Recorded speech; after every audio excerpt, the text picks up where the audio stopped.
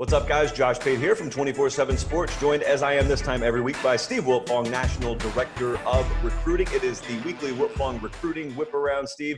Going to be a big week for a lot of programs, and we look like we have commitments imminent. So let's start with Tom Herman's Texas Longhorns. What have you got?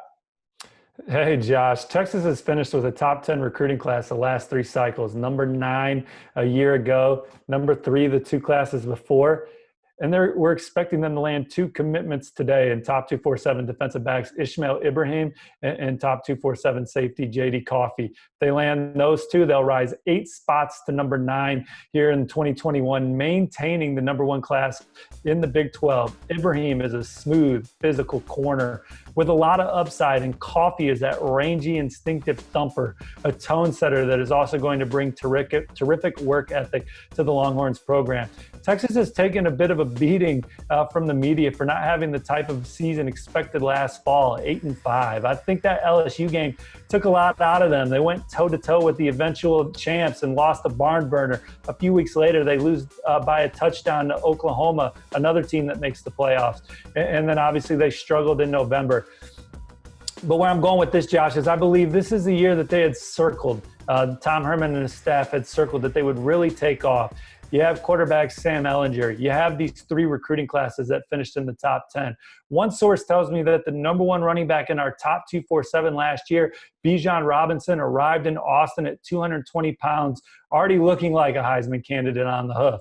I don't know if last year's team had the depth necessary, but now you inject another top 10 recruiting class into your program, headlined by Bijan Robinson, and I'm really excited about this team this year.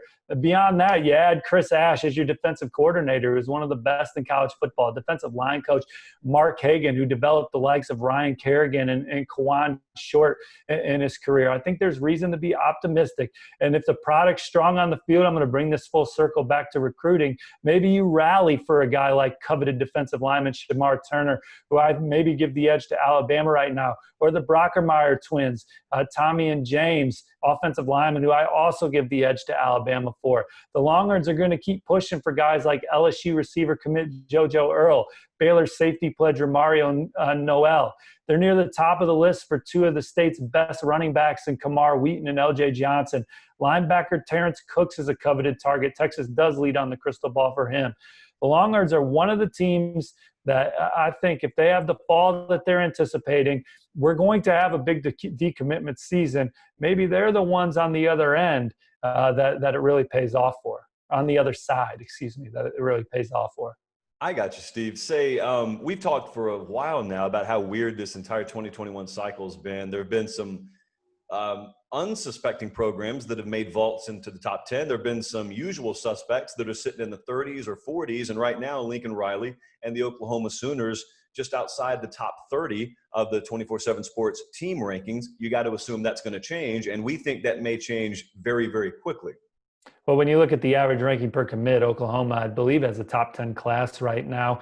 And one of the West's best defensive linemen is announcing his college decision this week, and Nathan Rawlings-Kabong. And I like Oklahoma for the 6'7", 260-pound versatile defensive lineman. And I just really like the way Oklahoma is recruiting on defense. That's the side of the ball that certainly draws the most scrutiny with the Norman-based program. Alex Grinch, new defensive coordinator. I love the way that they're recruiting under Grinch, especially this cycle. And Rawlings-Kabong is athletic of a player that there is in this class at the point of attack. He's also going to play basketball at the school of his choice, Oklahoma or Stanford. And I think Oklahoma is the one in the driver's seat because it gives them an opportunity to play both sports at the highest level and be competitive, win a championship in football, make the March Madness in basketball. I think those are things that are attractive to him and important to him. And if you add him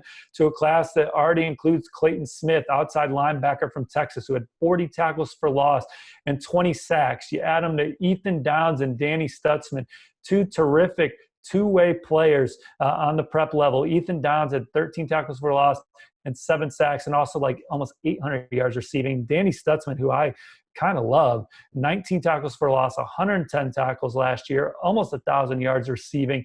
These are explosive, twitchy,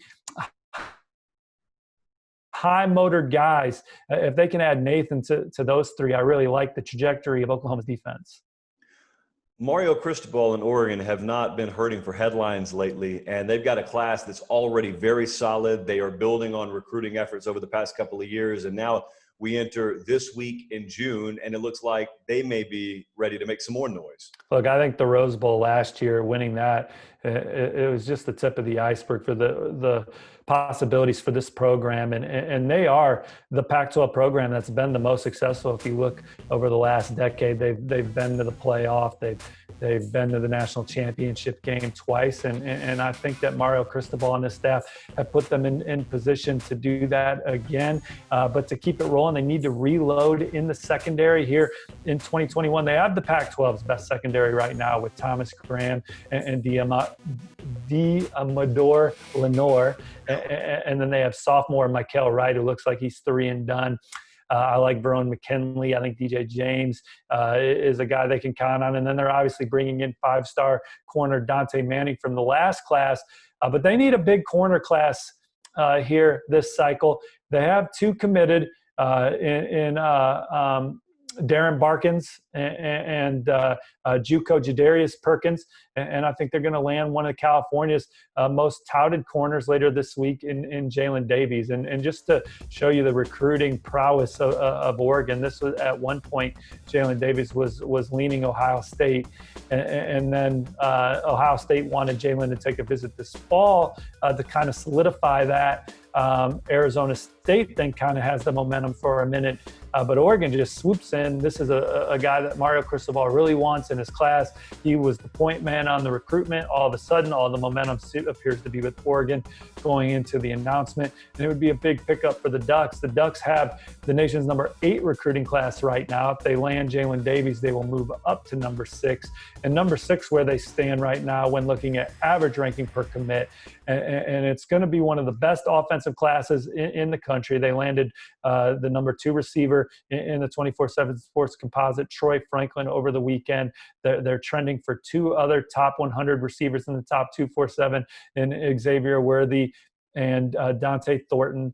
They already have Ware Hudson committed at the position. They have a 4,000-yard passer at quarterback in Ty Thompson committed. They have 3 4-star offensive linemen in the fold and lead for a top 100 guy in Kingsley Suamatea. And so I just love the way Oregon's recruiting right now. Jalen Davies on deck, it seems. And I think Oregon is a team that you'll have to continue to say is a playoff contender year in and year out with the way they're recruiting.